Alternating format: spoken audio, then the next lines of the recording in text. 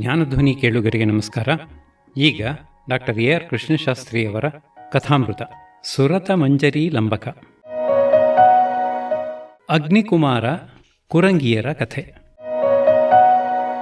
ಹಿಂದೆ ಸುಪ್ರತಿಷ್ಠಿತ ನಗರದ ರಾಜನಾದ ಪ್ರಸೇನಜಿತನಿಗೆ ಕುರಂಗಿ ಎಂಬ ರೂಪವತಿಯಾದ ಮಗಳಿದ್ದಳು.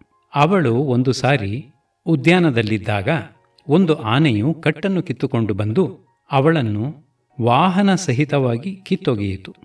ಪರಿವಾರವೆಲ್ಲವೂ ಓಡಿಹೋಗಲು ಒಬ್ಬ ಚಂಡಾಲ ಕುಮಾರನು ಕತ್ತಿ ಹಿಡಿದು ಬಂದು ಅದರ ಸೊಂಡಿಲನ್ನು ಕತ್ತರಿಸಿ ಕೊಂದು ಹಾಕಿದನು. ಆಮೇಲೆ ಓಡಿಹೋಗಿದ್ದ ಜನರು ಬಂದರು. ಅವಳು, ಆ ಆನೆಯಿಂದ ನನ್ನನ್ನು ಉಳಿಸಿದ ವೀರನೇ ನನ್ನ ಗಂಡ, ಅವನು ದೊರೆಯದಿದ್ದರೆ ಸಾಯುವುದೇ ಸರಿ ಎಂದು ನಿರ್ಧರಿಸಿಕೊಂಡಳು. ಚಂಡಾಲ ಕುಮಾರನಿಗೂ ಅವಳ ಮೇಲೆ ಮನಸ್ಸಾಯಿತು. ಆದರೆ ಕಾಗೆಗೂ ರಾಜಹಂಸಿಗೂ ಹೇಗೆ ಸಂಬಂಧವಾದೀತು? ಹೀಗೆಂದುಕೊಂಡು ಸುಮ್ಮನಿರಲೂ ಆರೆ, ಮರಣವೇ ಶರಣು ಎಂದುಕೊಂಡು ಶ್ಮಶಾನಕ್ಕೆ ಹೋಗಿ ಚಿತಿಯನ್ನು ಹೊತ್ತಿಸಿ ಅದರಲ್ಲಿ ಬೀಳುವುದಕ್ಕೆ ಸಿದ್ಧನಾಗುತ್ತಿರಲು ಅಗ್ನಿಯು ಪ್ರತ್ಯಕ್ಷನಾಗಿ, ಅಯ್ಯ, ಸಾಹಸ ಮಾಡಬೇಡ, ಅವಳೇ ನಿನ್ನ ಹೆಂಡತಿಯಾಗುತ್ತಾಳೆ. ನೀನು ಚಂಡಾಲನಲ್ಲ. ಈ ಊರಿನಲ್ಲಿ ಕಪಿಲ ಶರ್ಮನೆಂಬ ಬ್ರಾಹ್ಮಣನಿದ್ದಾನೆ. ನಾನು ಅವನ ಅಗ್ನಿಗೃಹದಲ್ಲಿ ನನ್ನ ನಿಜರೂಪಿನಿಂದ ಇದ್ದೇನೆ. ಅಲ್ಲಿ ಒಂದು ಸಾರಿ ನನ್ನ ಹತ್ತಿರ ಬಂದ ಅವನ ಮಗಳ ರೂಪಿಗೆ ಮರುಳಾಗಿ ಅವಳನ್ನು ವರಿಸಿದೆನು. ಅವಳಲ್ಲಿ ನನ್ನಿಂದ ಹುಟ್ಟಿದ ನಿನ್ನನ್ನು ಅವಳು ನಾಚಿಕೆಯಿಂದ ರಸ್ತೆಯಲ್ಲಿಟ್ಟು ಬಿಟ್ಟಳು. ನಿನ್ನನ್ನು ಒಬ್ಬ ಚಂಡಾಲನು ಎತ್ತಿಕೊಂಡು ಹೋಗಿ ಆಡಿನ ಹಾಲಿನಿಂದ ಬೆಳೆಸಿದನು. ಆದ್ದರಿಂದ ನೀನು ನನ್ನಿಂದ ಬ್ರಾಹ್ಮಣ ಹೆಂಗಸಿನಲ್ಲಿ ಹುಟ್ಟಿದವನು ಎಂದು ಅಂತರ್ಧಾನನಾದನು. ಮಾತಂಗ ಕುಮಾರನೂ ಧೈರ್ಯವಾಗಿ ಮನೆಗೆ ಹೋದನು. ಅತ್ತ ಪ್ರಸೇನಜಿತನಿಗೆ ಅಗ್ನಿಯು ಕನಸಿನಲ್ಲಿ ಬಂದು ಹೇಳಲು ಅದರಂತೆ ಅವನು ತನ್ನ ಮಗಳನ್ನು ಆ ಅಗ್ನಿಕುಮಾರನಿಗೆ ಕೊಟ್ಟನು. ಹೀಗೆಂದು ಕತೆ ಹೇಳಿ ಪಾಲಕರಾಜನು, ಸುರತ ಮಂಜರಿಯು ಇದರಂತೆ ಯಾರೋ ದಿವ್ಯಸ್ತ್ರೀ ಇರಬೇಕೋ, ಹೊಲತಿ ಇರಲಾರಳು ಎಂದನು. ಅದನ್ನು ನಾವೂ ಎಲ್ಲಾ ಕೇಳಿದೆವು.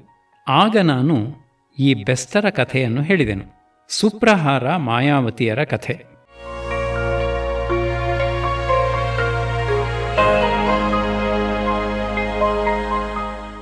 ಹಿಂದೆ ರಾಜಗೃಹದಲ್ಲಿ ಮಲಯಸಿಂಹನೆಂಬ ರಾಜನಿದ್ದನು.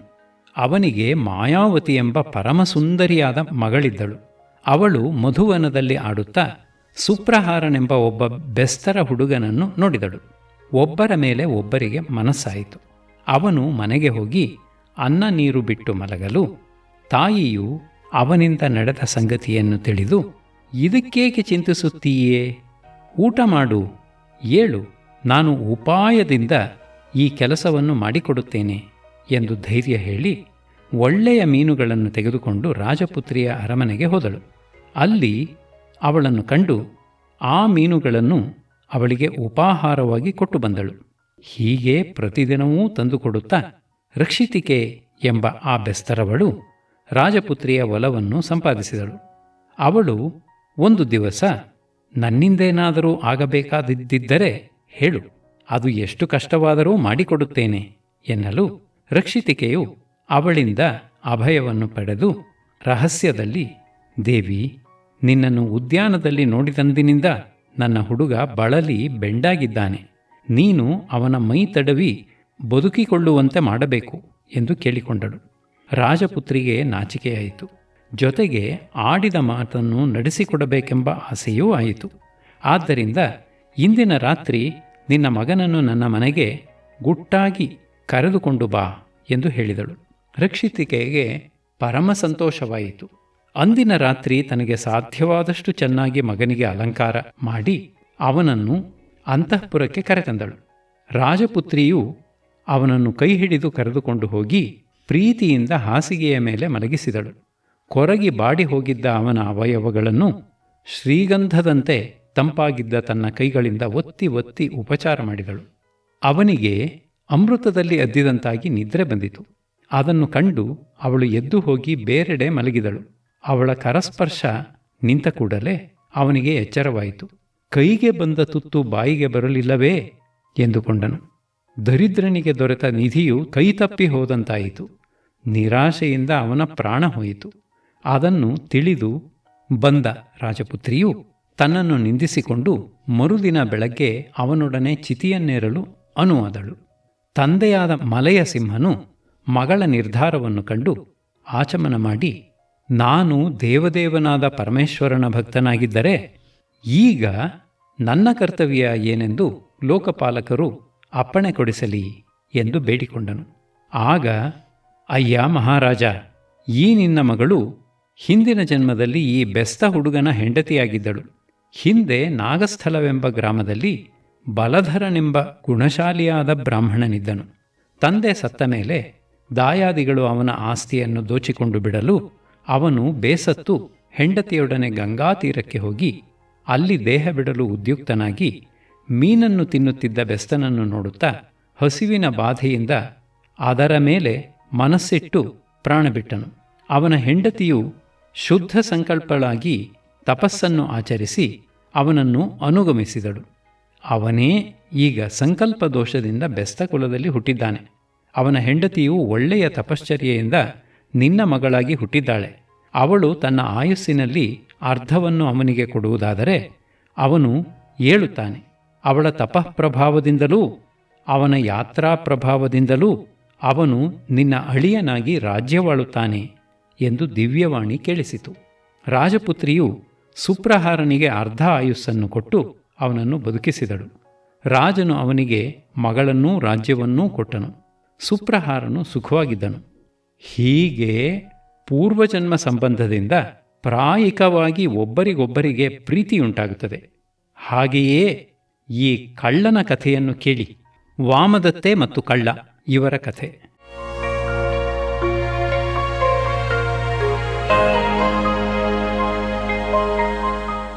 ಅಯೋಧ್ಯೆಯಲ್ಲಿ ವೀರಬಾಹುವೆಂಬ ರಾಜನಿದ್ದನು. ಒಂದು ದಿನ ಪುರಜನರು ಅವನ ಹತ್ತಿರಕ್ಕೆ ಬಂದು, ಪ್ರಭೂ, ಪ್ರತಿದಿನವೂ ಈ ಊರಿನಲ್ಲಿ ಕಳ್ಳತನವಾಗುತ್ತದೆ. ನಾವು ಎಷ್ಟು ಎಚ್ಚರವಾಗಿದ್ದರೂ ಕಳ್ಳರು ಕಣ್ಣಿಗೆ ಬೀಳುವುದಿಲ್ಲ ಎಂದು ಹೇಳಿಕೊಂಡರು. ರಾತ್ರಿ ಕಾವಲಿಗೆ ಕೆಲವು ಚಾರರನ್ನು ಇಟ್ಟಾಯಿತು. ಆದರೆ ಏನೂ ಪ್ರಯೋಜನವಾಗಲಿಲ್ಲ. ಆಗ ರಾಜನು ತಾನೇ ಹೊರಟನು. ಒಂದು ರಾತ್ರಿ ಕೋಟೆಯ ಗೋಡೆಯ ಮೇಲೆ ಒಬ್ಬ ಮನುಷ್ಯನು ಬಹು ಎಚ್ಚರದಿಂದ ಹೋಗುತ್ತಿದ್ದದ್ದು ಕಂಡಿತು. ಅವನು ಸಿಂಹದಂತೆ ಕತ್ತು ಕೊಂಕಿಸಿ ನೋಡುತ್ತಿದ್ದನು. ಸೊಂಟದಲ್ಲಿ ಕತ್ತಿ ತಳತಳಿಸುತ್ತಿತ್ತು. ಅವನನ್ನು ಕಂಡು ರಾಜನು, ನೀನು ಯಾರು ಎಂದು ಕೇಳಿದನು. ಅವನೂ ಧೈರ್ಯವಾಗಿ, ನೀನು ಯಾರು ಎಂದು ಕೇಳಿದನು. ರಾಜನು, ನಾನು ಸಾಹಸಿ ಕಳ್ಳ, ನೀನು ಯಾರು ಎಂದು ಕೇಳಿದನು. ಅವನು, ನಾನು ಒಂಟಿ ಕಳ್ಳ, ನನ್ನ ಹತ್ತಿರ ಬೇಕಾದಷ್ಟು ಐಶ್ವರ್ಯವಿದೆ. ನನ್ನ ಮನೆಗೆ ಬಾ, ನಿನ್ನ ಆಸೆ ಅಡಗುವಷ್ಟು ಹಣ ಕೊಡುತ್ತೇನೆ ಎಂದು ಅವನನ್ನು ಕಾಡಿನ ಮಧ್ಯದಲ್ಲಿದ್ದ ಒಂದು ನೆಲಮನೆಗೆ ಕರೆದುಕೊಂಡು ಹೋದನು. ಕಳ್ಳನು ಗರ್ಭಗೃಹದೊಳಕ್ಕೆ ಹೋಗಲು ಬಾಗಿಲಿನಲ್ಲಿ ಕಾವಲಿದ್ದ ಒಬ್ಬ ಹೆಂಗಸು ಕರುಣೆಯಿಂದ ರಾಜನನ್ನು ಕುರಿತು, ಅಯ್ಯ, ಎಲ್ಲಿಗೆ ಬಂದಿದ್ದೀಯೇ? ಹೊರಟು ಹೋಗು. ಇವನು ವಿಶ್ವಾಸಘಾತಕ. ನಿನ್ನಿಂದ ಗುಟ್ಟು ರಟ್ಟಾದೀತೆಂದು ನಿನ್ನನ್ನು ಕೊಂದು ಬಿಡುತ್ತಾನೆ ಎಂದು ಎಚ್ಚರಿಸಿದಳು.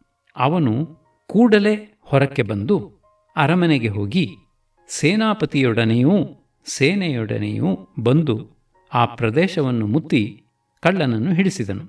ಅವನನ್ನು ಬಂಧಿಸಿ ಅಂಗಡಿ ಬೀದಿಯಲ್ಲಿ ತರುತ್ತಿರಲು ಒಬ್ಬ ವರ್ತಕನ ಮಗಳು ಅವನನ್ನು ಕಂಡು ಮೋಹಿಸಿ, ಅಪ್ಪ, ನನಗೆ ಮದುವೆ ಮಾಡುವುದಾದರೆ ಇವನಿಗೆ ಕೊಟ್ಟು ಮದುವೆ ಮಾಡು, ಇಲ್ಲದಿದ್ದರೆ ಪ್ರಾಣ ಕಳೆದುಕೊಳ್ಳುತ್ತೇನೆ ಎಂದು ಹಠ ಹಿಡಿದಳು.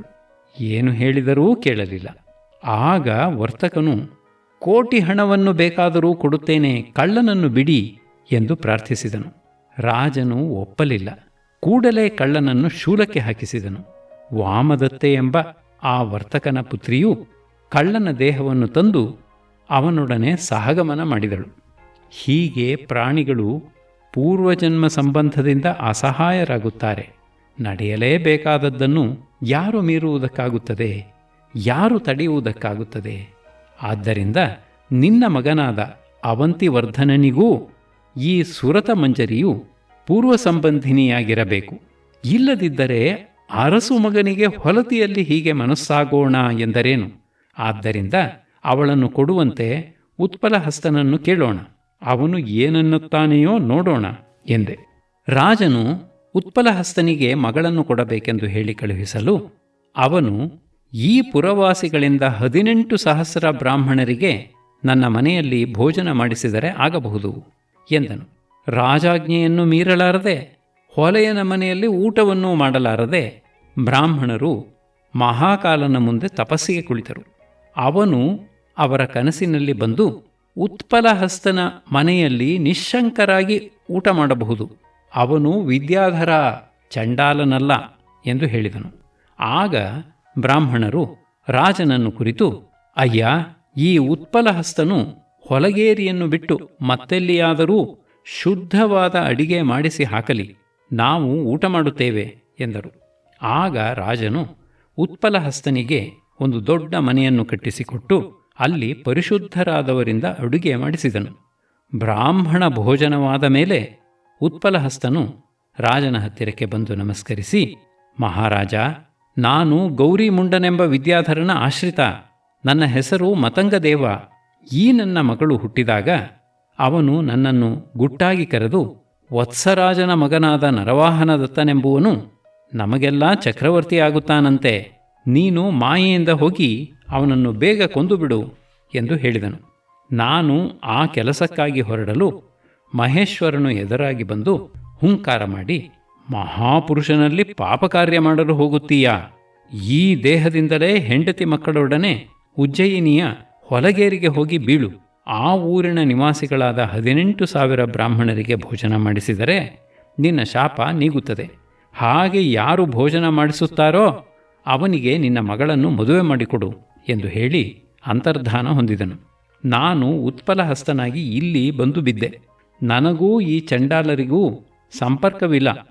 ಈಗ ನಿನ್ನ ಮಗನ ಅನುಗ್ರಹದಿಂದ ನನ್ನ ಶಾಪ ವಿಮೋಚನೆ ಆಯಿತು. ಈಗೋ ನನ್ನ ಮಗಳನ್ನು ಅವನಿಗೆ ಕೊಟ್ಟಿದ್ದೇನೆ ಮತ್ತು ವಿದ್ಯಾಧರನಾಗಿ ನರವಾಹನ ದತ್ತನ ಸೇವೆಗೆ ಹೋಗುತ್ತೇನೆ ಎಂದು ಹೇಳಿ ಹೆಂಡತಿಯೊಡನೆ ಇಲ್ಲಿಗೆ ಬಂದನು. ಪಾಲಕನು ನಿಜಸ್ಥಿತಿಯನ್ನು ತಿಳಿದು ಸಂತೋಷದಿಂದ ಸುರತಮಂಜರಿಯನ್ನು ಮಗನಿಗೆ ಮದುವೆ ಮಾಡಿಕೊಟ್ಟನು. ಅವಂತಿವರ್ಧನನು ವಿದ್ಯಾಧರಿಯಾದ ಹೆಂಡತಿಯನ್ನು ಪಡೆದು ತನ್ನ ಮನೋರಥಕ್ಕಿಂತಲೂ ಹೆಚ್ಚು ದೊರೆಯಿತು ಎಂದು ಆನಂದಗೊಂಡನು. ಒಂದು ದಿನ ಅವನು ಹೆಂಡತಿಯೊಡನೆ ಉಪ್ಪರಿಗೆಯ ಮೇಲೆ ಮಲಗಿದ್ದು ಬೆಳಗಿನ ಜಾವದಲ್ಲಿ ಎದ್ದು ನೋಡಿದಾಗ ಅವಳು ಅಲ್ಲಿ ಇರಲಿಲ್ಲ. ಹುಡುಕಿಸಿದರೆ ಸಿಕ್ಕಲಿಲ್ಲ. ತಂದೆಗೂ ತುಂಬ ಕಳವಳವಾಯಿತು. ರಾತ್ರಿ ಅರಮನೆಯೊಳಕ್ಕೆ ಹೊಕ್ಕು ಯಾವನು ಅವಳನ್ನು ಕದ್ದುಕೊಂಡು ಹೋಗಿದ್ದಾನು? ಊರಿಗೆ ಕಟ್ಟಿದೆ ಕಾವಲಿದೆ. ಅವಳನ್ನು ಯಾರೋ ಆಕಾಶಚಾರಿಯೇ ಹೊತ್ತುಕೊಂಡು ಹೋಗಿದ್ದಾನೆ ಎಂದು ಮುಂತಾಗಿ ನಾವೆಲ್ಲ ಮಾತನಾಡುತ್ತಿರಲು ನಿಮ್ಮ ಧೂಮಶಿಖನು ಆಕಾಶದಿಂದ ಬಂದು ಇಳಿದು ನನ್ನನ್ನೂ ಅವಂತಿವರ್ಧನನನ್ನೂ ಕರೆದುಕೊಂಡು ಬಂದನು. ಭರತರೋಹಕನ ಈ ವೃತ್ತಾಂತವನ್ನು ಕೇಳಿ ಸಭಾಸದರು ಮತಂಗದೇವನನ್ನು, ನೀನು ಸುರತಮಂಜರಿಯನ್ನು ಯಾರಿಗೆ ಕೊಟ್ಟೆ ಎಂದು ಕೇಳಿದಳು. ಅವನು ಅವಂತಿವರ್ಧನನಿಗೆ ಕೊಟ್ಟೆನೆಂದನು. ಇತ್ಯಕನನ್ನು, ನೀನು ಏಕೆ ಇವಳನ್ನು ಹೊತ್ತುಕೊಂಡು ಹೋದೆ ಎಂದು ಕೇಳಲು ಅವನು, ಮೊದಲು ಇವಳ ತಾಯಿಯು ನನಗೆ ಇವಳನ್ನು ಕೊಡುವುದಾಗಿ ಮಾತು ಕೊಟ್ಟಿದ್ದಳು ಎಂದನು.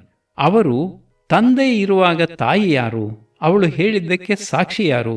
ಇವಳು ಪರಸ್ತ್ರೀ, ನೀನು ಮಾಡಿದ್ದು ಪಾಪ ಎಂದರು. ನರವಾಹನದತ್ತನು ಕೋಪಗೊಂಡು ಅವನಿಗೆ ಶಿಕ್ಷೆಯನ್ನು ವಿಧಿಸಿದನು. ಆದರೆ ಕಶ್ಯಪ ಮುಂತಾದ ಮುನಿಗಳು, ಅಯ್ಯ, ಇವನ ಇದೊಂದೇ ಅಪರಾಧವನ್ನು ಕ್ಷಮಿಸು, ಅವನು ಎಷ್ಟಾದರೂ ನಿನಗೆ ಭಾವಮೈದುನ ಎಂದು ಕೇಳಿಕೊಂಡರು.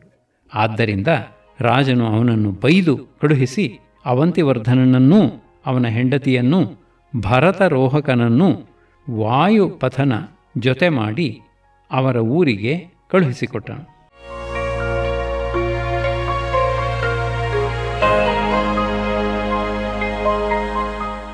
ತರಂಗ 3. ಅವನ ಈ ನಡತೆಯನ್ನು ನೋಡಿ ಕಶ್ಯಪ ಮುನಿಯು ತನ್ನ ಮೆಚ್ಚುಗೆಯನ್ನು ಸೂಚಿಸುತ್ತಾ, ಅಯ್ಯ, ನಿನಗೆ ಸಮನಾದ ಚಕ್ರವರ್ತಿ ಹಿಂದೆ ಯಾವಾಗಲೂ ಇರಲಿಲ್ಲ. ಧರ್ಮಾಸನದಲ್ಲಿ ಕುಳಿತಾಗ ನಿನ್ನ ಬುದ್ಧಿಯು ರಾಗದ್ವೇಷಾದಿಗಳಿಗೆ ವಶವಾಗುವುದಿಲ್ಲ. ಹಿಂದೆ ಋಷಭ ಮುಂತಾದ ಚಕ್ರವರ್ತಿಗಳು ನಾನಾ ದೋಷಗಳಿಂದ ಕೂಡಿ ಸಂಪತ್ತನ್ನು ಕಳೆದುಕೊಂಡು ಹಾಳಾದರು. ಋಷಭ, ಸರ್ವದಮನ, ಬಂಧುಜೀವಕ ಇವರನ್ನು ಅವರ ಅತಿದರ್ಪಕ್ಕಾಗಿ ಇಂದ್ರನು ಶಿಕ್ಷಿಸಿದನು.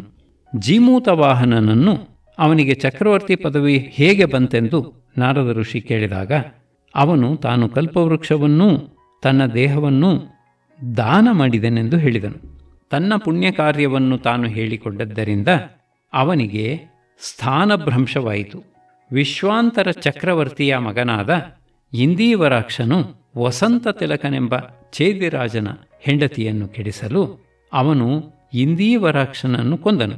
ಆ ದುಷ್ಪುತ್ರನಿಗಾಗಿ ಶೋಕಗೊಂಡು ಧೈರ್ಯಹೀನನಾಗಿ ವಿಶ್ವಾಂತರನು ಮೃತನಾದನು.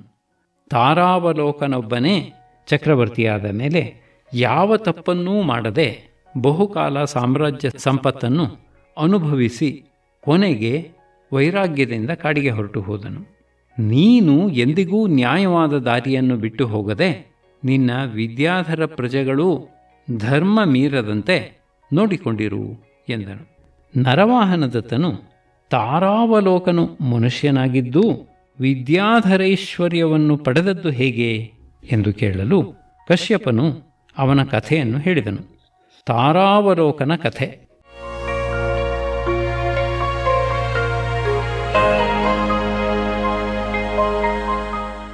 ಹಿಂದೆ ಶಿಬಿ ರಾಜ್ಯದಲ್ಲಿ ಚಂದ್ರಾವಲೋಕನೆಂಬ ರಾಜನಿದ್ದನು. ಅವನಿಗೆ ಚಂದ್ರಲೇಖೆ ಎಂಬ ಹೆಂಡತಿ ಇದ್ದಳು. ಅವನ ಹತ್ತಿರ ಕುವಲಯಾಪೀಡವೆಂಬ ಪ್ರಸಿದ್ಧವಾದ ಆನೆ ಇತ್ತು. ಅದರ ಸಹಾಯವಿದ್ದದ್ದರಿಂದ ಯಾವ ಶತ್ರುವೂ ಅವನನ್ನು ಸೋಲಿಸಲಾಗುತ್ತಿರಲಿಲ್ಲ. ಅವನಿಗೆ ಚಂದ್ರಲೇಖೆಯಲ್ಲಿ ತಾರಾವಲೋಕನೆಂಬ ಲಕ್ಷಣ ಸಂಪನ್ನನಾದ ಮಗನು ಹುಟ್ಟಿದನು. ವಯಸ್ಸಿಗೆ ಬಂದ ಮೇಲೆ ಅವನಿಗೆ ಮಾದ್ರೀ ರಾಜಕುಮಾರಿಯನ್ನು ತಂದು ಮದುವೆ ಮಾಡಿ ಯುವರಾಜ ಪಟ್ಟವನ್ನು ಕಟ್ಟಿದನು. ಅವನು ಯಾರು ಏನನ್ನು ಕೇಳಿದರೂ ಕೊಟ್ಟು ಬಿಡುತ್ತಿರಲು ಅವನ ಹೆಸರು ದಿಕ್ಕು ದಿಕ್ಕುಗಳಲ್ಲಿಯೂ ಹರಡಿತು. ಅವನಿಗೆ ಅವಳಿ ಮಕ್ಕಳಾಗಲು ಅವರಿಗೆ ರಾಮಲಕ್ಷ್ಮಣರೆಂದು ಹೆಸರಿಟ್ಟನು. ಅವರು ತಂದೆಗೂ ತಾತನಿಗೂ ಪ್ರಾಣಕ್ಕಿಂತ ಹೆಚ್ಚು ಪ್ರಿಯರಾಗಿ ಬೆಳೆದರು. ಹೀಗಿರಲು ತಾರಾವಲೋಕನ ಶತ್ರುಗಳು ಕೆಲವು ಬ್ರಾಹ್ಮಣರನ್ನು ಕರೆದು ಅವನಿಂದ ಕುವಲಯಾಪೀಡವನ್ನು ದಾನವಾಗಿ ಕೇಳುವಂತೆ ಹೇಳಿ ಕಳುಹಿಸಿದರು. ಕೊಟ್ಟರೆ ಅವನನ್ನು ಸೋಲಿಸಿ ಅವನ ರಾಜ್ಯವನ್ನು ಪಡೆಯಬಹುದು, ಕೊಡದಿದ್ದರೆ ಅವನ ಹೆಂಡತಿಗೆ ಕುಂದು ಬರುತ್ತದೆ ಎಂಬುದು ಅವರ ಯೋಚನೆ. ಅದರಂತೆ ಅವರು ಅವನನ್ನು ಕೇಳಲು ಅವನು, ಬ್ರಾಹ್ಮಣರಿಗೆ ಆನೆಯಿಂದ ಏನು ಪ್ರಯೋಜನ? ಯಾರೋ ಅವರಿಗೆ ಹೇಳಿ ಕಳುಹಿಸಿರಬೇಕು. ಏನಾದರೂ ಆಗಲಿ, ಆನೆಯನ್ನು ಕೊಟ್ಟು ಬಿಡುತ್ತೇನೆ. ಯಾಚಕನು ನನ್ನಿಂದ ತನ್ನ ಇಷ್ಟಾರ್ಥವನ್ನು ಪಡೆಯದೆ ಹೋಗುವುದೇ ಎಂದುಕೊಂಡು ಆನೆಯನ್ನು ಕೊಟ್ಟುಬಿಟ್ಟನು. ಪೌರರು ಇದನ್ನು ನೋಡಿ ಅಸಮಾಧಾನ ಪಟ್ಟುಕೊಂಡು ಚಂದ್ರಾವಲೋಕನ ಹತ್ತಿರ ಹೋಗಿ, ನಿನ್ನ ಮಗನು ಕುವಲಯಾಪೀಡನನ್ನು ದಾನ ಮಾಡಿರುವುದನ್ನು ನೋಡಿದರೆ ಅವನು ಸರ್ವ ಸನ್ಯಾಸ ಮಾಡಿ ಮುನಿಧರ್ಮವನ್ನು ಸ್ವೀಕರಿಸಿ ನಿನಗೆ ರಾಜ್ಯವನ್ನು ಬಿಟ್ಟಿರುವ ಹಾಗೆ ಕಾಣುತ್ತದೆ. ಆದ್ದರಿಂದ ಮಗನನ್ನು ತಪಸ್ಸಿಗೆ ಕಳುಹಿಸಿಬಿಡು, ಇಲ್ಲವೋ ಆನೆಯನ್ನು ತರಿಸು. ಇಲ್ಲದಿದ್ದರೆ ನಾವು ಮತ್ತಾರನ್ನಾದರೂ ದೊರೆಯಾಗಿ ಮಾಡಿಕೊಳ್ಳುತ್ತೇವೆ ಎಂದರು. ರಾಜನು ಪ್ರತೀಹಾರನ ಮುಖಾಂತರವಾಗಿ ಹೇಳಿ ಕಳುಹಿಸಲು ತಾರಾವಲೋಕನು, ಹೌದು, ಆನೆಯನ್ನು ಕೊಟ್ಟದ್ದುಂಟು, ಯಾಚಕರಿಗೆ ಕೊಡದೆ ಉಳಿಸಿಕೊಳ್ಳುವುದು ಯಾವುದೂ ಇಲ್ಲ. ಪೌರರಿಗೆ ಅಧೀನವಾದ ಇಂಥ ರಾಜ್ಯದಿಂದ ನನಗೆ ಆಗಬೇಕಾದದ್ದೇನು? ಮತ್ತೊಬ್ಬರಿಗೆ ಉಪಯೋಗವಾಗದ ಐಶ್ವರ್ಯದಿಂದ ತಾನೇ ಆಗಬೇಕಾದದ್ದೇನು? ಇಂಥ ಮನುಷ್ಯ ಪಶುಗಳ ಮಧ್ಯದಲ್ಲಿ ಇರುವುದಕ್ಕಿಂತ ಸರ್ವರಿಗೂ ಫಲವನ್ನು ನೀಡುವ ಮರಗಳ ಮಧ್ಯೆ ಕಾಡಿನಲ್ಲಿ ಇರುವುದೇ ಮೇಲು ಎಂದು ಹೆಂಡತಿ ಮಕ್ಕಳನ್ನು ಕರೆದುಕೊಂಡು ನಾರು ಮಡಿಯುಟ್ಟು ಹೊರಟು ಬಿಟ್ಟನು. ಮಕ್ಕಳು ಮಾತ್ರ ರಥದಲ್ಲಿ ಕುಳಿತು ಬರುತ್ತಿದ್ದರು. ಕೆಲವರು ಬ್ರಾಹ್ಮಣರು ದಾರಿಯಲ್ಲಿ ಆ ರಥದ ಕುದುರೆಗಳನ್ನು ಕೇಳಲು ಅದನ್ನು ಅವರಿಗೆ ಕೊಟ್ಟು ತಾನೂ ತನ್ನ ಹೆಂಡತಿಯೂ ರಥವನ್ನು ಎಳೆದುಕೊಂಡು ಹೋದರು. ಅಡವಿಯ ಮಧ್ಯಕ್ಕೆ ಬಂದಾಗ ಒಬ್ಬ ಬ್ರಾಹ್ಮಣನು ರಥವನ್ನು ಕೇಳಲು ಅದನ್ನು ಅವನಿಗೆ ಕೊಟ್ಟು ಎಲ್ಲರೂ ನಡೆದುಕೊಂಡು ಹೋದರು. ಅಲ್ಲಿ ಮರದ ಕೆಳಗೆ ವಾಸಿಸುತ್ತಾ ಒಂದು ದಿನ ಮಾದ್ರಿಯು ಹೂವು ಹಣ್ಣುಗಳನ್ನು ತರುವುದಕ್ಕೆ ಹೋಗಿದ್ದಾಗ ಒಬ್ಬ ಮುದುಕನು ಬಂದು ರಾಮಲಕ್ಷ್ಮಣರನ್ನು ಕೊಡು ಎಂದು ಕೇಳಿದನು. ವಿಧಿಯು ನನ್ನ ಧೈರ್ಯವನ್ನು ಪ್ರಯತ್ನಿಸುತ್ತಿದೆ ಎಂದು ತೋರುತ್ತದೆ, ಆಗಲಿ ಎಂದು ತಾರಾವಲೋಕನು ಅವರನ್ನು ಕೊಟ್ಟುಬಿಟ್ಟನು. ಅವು ಬರದಿರಲು ಆ ಮುದುಕನು ಹುಡುಗರ ಕೈಗಳನ್ನು ಬಳ್ಳಿಯಿಂದ ಕಟ್ಟಿ ಹೊಡೆದನು. ಅವು ಅಳುತ್ತಾ ಹೋದವು. ಮಾದ್ರಿಯು ಹೂವು ಹಣ್ಣುಗಳನ್ನು ತೆಗೆದುಕೊಂಡು ಆಶ್ರಮಕ್ಕೆ ಬಂದಾಗ ಗಂಡನೊಬ್ಬನೇ ಕತ್ತು ಬಗ್ಗಿಸಿಕೊಂಡು ಕುಳಿತಿದ್ದದ್ದನ್ನು ನೋಡಿ ಅಂಜಿಕೆಯಿಂದ ಮಕ್ಕಳಲ್ಲಿ ಎಂದು ಕೇಳಿದರು. ಅವನು ಮೆಲ್ಲಗೆ ಒಬ್ಬ ದರಿದ್ರ ಬ್ರಾಹ್ಮಣ ಬಂದು ಕೇಳಲು ಅವನಿಗೆ ಕೊಟ್ಟುಬಿಟ್ಟೆ ಎಂದನು. ಅದನ್ನು ಕೇಳಿ ಅವಳು, ಹಾಗಾದರೆ ಸರಿ, ಯಾಚಕನು ಇಲ್ಲವೆನ್ನಿಸಿಕೊಂಡು ಹೋಗುವುದೇ ಎಂದಳು. ಗಂಡ ಹೆಂಡಿರ ಈ ಧೈರ್ಯದಿಂದ ಇಂದ್ರನಿಗೆ ಆಸನಕಂಪವಾಯಿತು. ಅವನು ಬ್ರಾಹ್ಮಣನ ವೇಷದಿಂದ ಬಂದು ತಾರಾವಲೋಕನನ್ನು ಕಂಡು ಅವನ ಹೆಂಡತಿಯನ್ನು ಕೊಡುವಂತೆ ಕೇಳಿದನು. ತಾರಾವಲೋಕನನ್ನು ನಿಶ್ಚಿಂತೆಯಾಗಿ ಕೈಗೆ ನೀರೆರೆಯುವುದಕ್ಕೆ ಹೋಗಲು ಅವನು, ಅಯ್ಯ ರಾಜರ್ಷಿ, ಇಂಥ ಹೆಂಡತಿಯನ್ನು ಕೊಟ್ಟು ಏನು ಸಾಧಿಸಬೇಕೆಂದಿದ್ದೀಯೇ ಎಂದು ಕೇಳಿದನು. ರಾಜನು, ನಾನು ಸಾಧಿಸಬೇಕಾದದ್ದು ಏನೂ ಇಲ್ಲ. ಕೇಳಿದವರಿಗೆ ಯಾವಾಗಲೂ ಏನನ್ನಾದರೂ ಪ್ರಾಣವನ್ನಾದರೂ ಸರಿ ಕೊಡಬೇಕೆಂಬುದಷ್ಟೇ ನನ್ನ ಸಂಕಲ್ಪ ಎಂದನು. ಅದನ್ನು ಕೇಳಿ ಇಂದ್ರನು ತನ್ನ ನಿಜರೂಪವನ್ನು ತೋರಿಸಿ, ಅಯ್ಯ, ನಿನ್ನೊಡನೆ ಮಾಡಿದ ಜಿಜ್ಞಾಸೆಯಿಂದಲೇ ಸಂತೋಷವಾಯಿತು. ನಿನ್ನ ಹೆಂಡತಿಯನ್ನು ಕೊಡಬೇಡ, ನೀನು ಬೇಗ ವಿದ್ಯಾಧರ ಚಕ್ರವರ್ತಿಯಾಗುತ್ತೀಯೆ ಎಂದು ಅಂತರ್ಧಾನ ಹೊಂದಿದನು. ಅತ್ತ ಆ ವೃದ್ಧ ಬ್ರಾಹ್ಮಣನು ಹುಡುಗರನ್ನು ಕರೆದುಕೊಂಡು ಹೋಗುತ್ತಾ ದಾರಿ ತಪ್ಪಿ ಚಂದ್ರಾವಲೋಕನ ಊರಿಗೆ ಬಂದು ಅಲ್ಲಿಯ ಅಂಗಡಿಯಲ್ಲಿ ಅವರನ್ನು ಮಾರುತ್ತಿದ್ದನು. ಮಕ್ಕಳನ್ನು ಗುರುತಿಸಿದ ಪುರಜನರು ಅವರನ್ನೂ ಆ ಮುದುಕನನ್ನೂ ರಾಜನ ಹತ್ತಿರಕ್ಕೆ ಕರೆದುಕೊಂಡು ಹೋದರು. ಅವನು ಕಣ್ಣೀರು ಹಾಕುತ್ತಾ ಮೊಮ್ಮಕ್ಕಳನ್ನು ಕೊಂಡುಕೊಂಡು ಅವರೊಡನೆ ಮಗನ ಆಶ್ರಮಕ್ಕೆ ಹೋದನು. ತಾರಾವಲೋಕನು ದೂರದಿಂದಲೇ ತಂದೆಯನ್ನು ಕಂಡು ಓಡಿ ಬಂದು ನಮಸ್ಕರಿಸಿದನು. ಅಂತರಿಕ್ಷದಿಂದ 4 ದಂತಗಳ ಆನೆಯೂ ಲಕ್ಷ್ಮಿಯೂ ವಿದ್ಯಾಧರಾಧಿಪರೂ ಇಳಿದು ಬಂದರು. ಲಕ್ಷ್ಮಿಯು ಆ ಆನೆಯ ಮೇಲೆ ಅವರನ್ನೂ ಹೆಂಡತಿ ಮಕ್ಕಳನ್ನು ಕೂರಿಸಿಕೊಂಡು ವಿದ್ಯಾಧರ ಲೋಕಕ್ಕೆ ಕರೆದುಕೊಂಡು ಹೋದಳು. ಅಲ್ಲಿ ಅವನು ಬಹುಕಾಲ ಸಾಮ್ರಾಜ್ಯವನ್ನು ಅನುಭವಿಸಿ ವೈರಾಗ್ಯದಿಂದ ತಪೋವನಕ್ಕೆ ತೆರಳಿದನು.